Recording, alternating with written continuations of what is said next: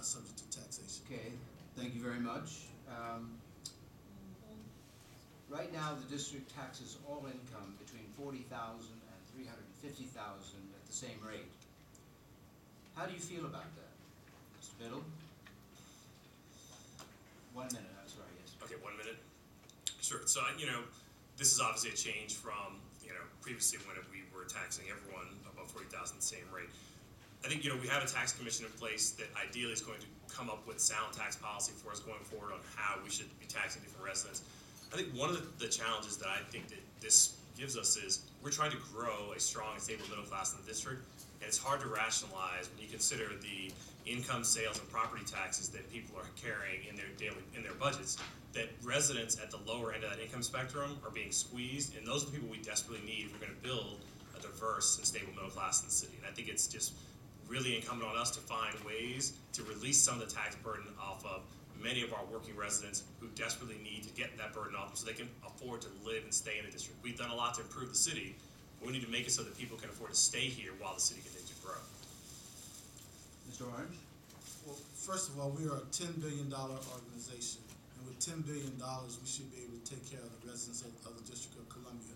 I voted against the last tax increase, which was for $106 million. And the reason why is because the $106 million does not go to the safety net. We raised taxes, and those dollars were designated to give to people that purchase out-of-state bonds, bondholders who have adjusted gross incomes in excess of $200,000. And we basically made sure that they kept their exemptions in place to the detriment of people who really needed those dollars. Those dollars, I believe it was Jim Graham, Tommy Wells, and a few of us had indicated that those dollars should go to fund the Housing Production Trust Fund, should go to fund homeless issues, the disabilities, and things of that nature. But this council passed a $106 million tax increase that went to bondholders. Mr. Shapiro? Yeah, when this issue came up last year, there was talk about increasing from 8.5 to 8.95% for those making above $350,000. For me, it's just the tip of the iceberg. We really need to look at wholesale a more progressive income tax structure, and we have to look at it in the context of what helps those who are most in need. So it's not about a quick fix when budget times are tough. It's about looking at restructuring the system. Thank you very much. Mr. Biddle, what indicators of DC public school students' performance do you judge to be most encouraging the past few years? And what indicators are most disturbing and require more attention? You have up to 2 minutes. Okay. So I think, the encouraging things that I would look at are we've got a continued, and I'm sorry, are we talking about public school or DCPS? The question is asked of public school students. Okay. So we've seen an increase in the total public school student enrollment across the city, DCPS plus charters. We're also seeing increased performance on our standardized test scores, which are encouraging while there's still a long way to go. I think the thing that's most troubling is we've got a persistence gap, and the gap really is across race. So we have still consistently low performing African American students, still with a huge academic achievement gap, and also we have a huge gap across income levels in the city.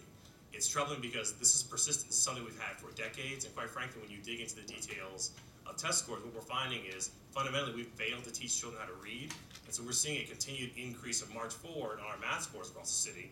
And ask anybody in this room, if you're going to be successful in life, you've got to be a proficient and strong reader, and that's something that we have failed to do, and that's what we see this continuing troubling trend for us, that we're not fixing that issue, and that's leading to huge adult literacy issues, which is then feeding into huge unemployment issues for the city.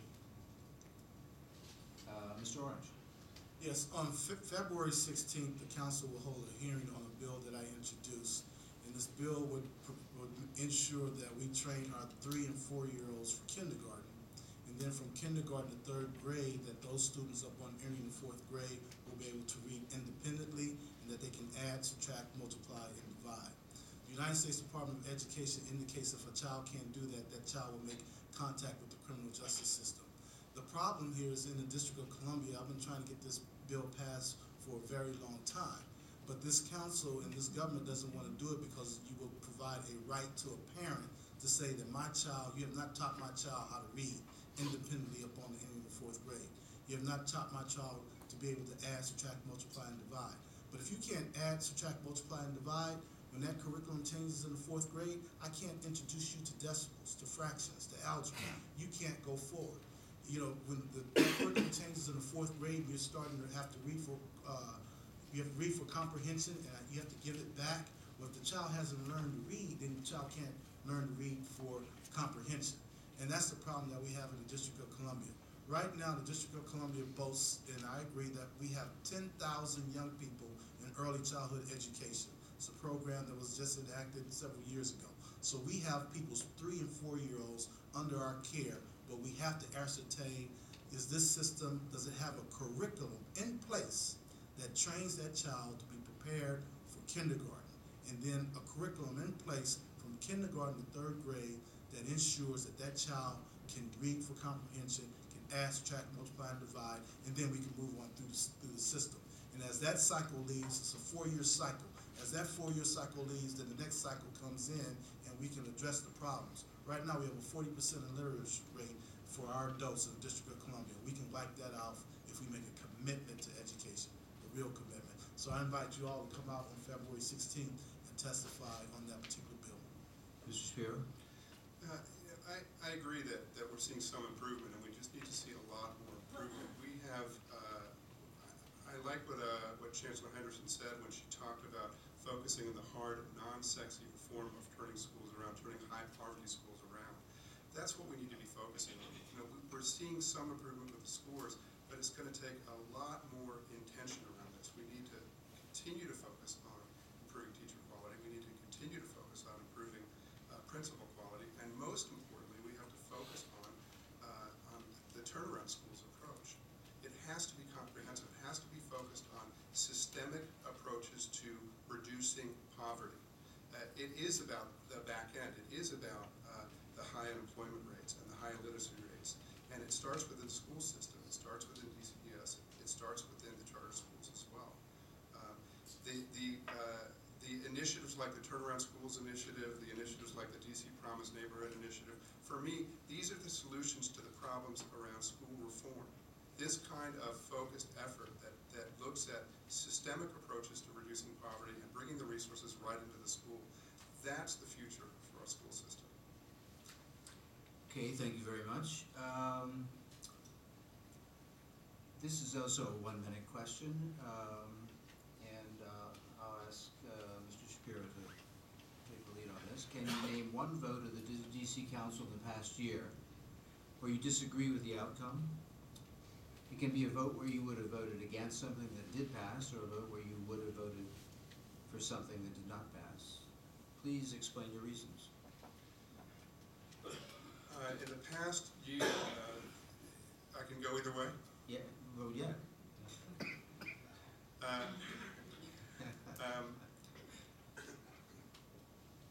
You know, I think that what troubled me the most was around ethics reform, and I would have supported the bill as proposed, and yet we needed to do so much more with that bill. I would have liked to see focus on money in this, addressing issues around money as well. So there was nothing talking about banning corporate contributions. There was nothing around bundling.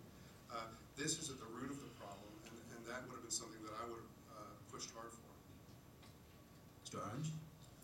Well, as you know, I wrote 40% of the ethics legislation. However, the council voted against banning council members from having outside employment. We now know that we have one council member that has 2 jobs. Well, actually 3 jobs we count in the council member job. So it makes $125,000 as a council member, makes $240,000 as a professor, and then makes $50,000 for teaching a law class. We have another council member that works for a lobbyist. We have another council member that works for a company that has a $13 million contract with the city. So, you know, when you talk about real ethics and get to the essence of the matter, that is the essence of it. In addition to that, I thought, you know, we should have brought term limits back. So that's going all the way with ethics legislation. But I am, you know, hopeful that we did pass something. We passed a removal process that's never been on the council before. We passed the ethics certification that every council member must do a certification at the end of the year. I see my time is running out, but there are some good things that are in the bill. But sometimes you have to crawl before you can walk. You did support the bill. Yes. Mr. Biddle. Yeah, I found the ethics bill wanting, and on a particular front with the constituent services funds, which once again is a cancer that eats away at the ability of the public to really trust and believe in their elected officials to be serving their needs. We're talking about a classic pay-to-play political game in which you've got outside interests. I mean, I've served briefly on the council, and I can tell you with absolute certainty, I had more people come to me offering to give money to constituent services fund than I had residents asking for support from a fund. There's just a fundamentally better way to serve residents' needs than to play games with raising money from people who seek to have access and influence so that you can then buy more influence in the community. I mean, we've got to be serious about how we serve people, and this is just not a good way to serve people. And the fact that more council members were not willing to step up and admit that is just a travesty. Did I give everybody a chance on this question? I think so. Yes. Okay.